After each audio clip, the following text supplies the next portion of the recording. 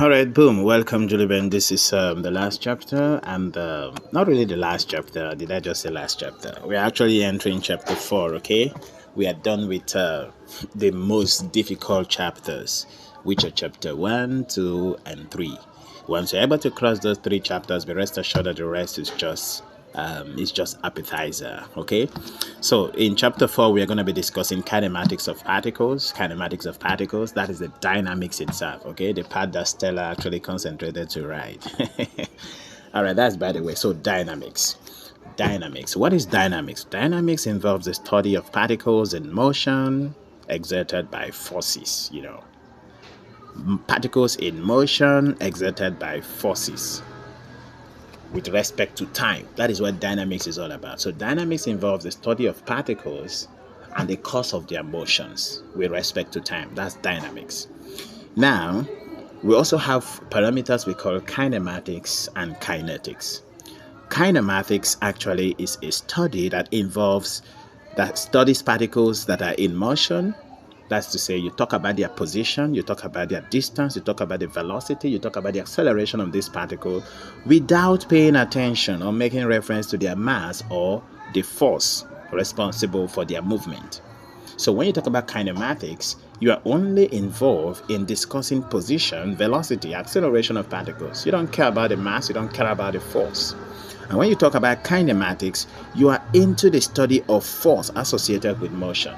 You are studying the force behind motion. That's your job, just the force. So if you look at it vividly, one can conclude that dynamics is actually the algebraic sum of kinematics and what? And kinetics, right? Good. So let's go into kinematics equations. You can be given an equation in a vectorial form R to be equals to x of ti plus yj plus z of tk. And you are all of a sudden asked to calculate the velocity. Of course, you are given a position. It's a position vector, right? Position vectors can be in 3 dimensions, and the 3-dimensional vectors can be expressed in the forms of horizontal component or vertical components, okay?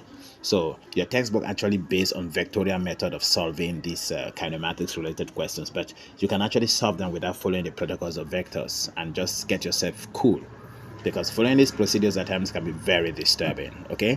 So you are given a position of a particle and you are asked to calculate the velocity. Of course, all you need to do is to differentiate the position of that particle with respect to their dimensions. Once you differentiate, if you are given at a particular time t to be equal to this, you substitute. If it is acceleration, you differentiate the velocity. That means you have to differentiate the position vector 2 times to get the acceleration. And then if you are given the time, you should be able to substitute the value of the time and get to your work done. So that is basically what you're going to see as far as this first part is concerned. Now, if you are actually given velocity and you're expected to calculate acceleration, of course, you have to differentiate. Now, what if you are given acceleration and you're expected to calculate velocity, or you're given velocity, you're expected to calculate for distance or position as the case may be? What do? Integrate. So integration is the direct opposite of differentiation. And because that is the direct opposite of differentiation, you will integrate. If you integrate acceleration, you get velocity. If you integrate velocity, you get distance. But if you differentiate distance or position, you get velocity.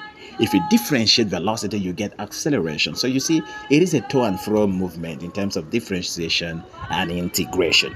And then finally, this is a very short chapter anyway. In fact, the shortest chapter in Maths 1 to 5. Finally, the relationship between velocity and acceleration and distance is given by A, which is equal to V dV over ds. Very important. You're going to see that in the next chapter. V, you can do the mathematics. V times dV ds will give you acceleration. V is velocity. Differentiating velocity with respect to distance will give you acceleration. When you product velocity with the derivative of velocity with distance, you get acceleration. So just note that V dV ds equals acceleration. So that is the END of this chapter. You can look at questions and answers and play with it accordingly. So that takes us to the next chapter there. And that is an amazing chapter, which is chapter 5. And that is motion of a particle. We're going to see that in details. But for now, be rest assured that this chapter is fully and finally completed. Look at past questions, look at questions in your textbook, and you will just be good and fine. Boom.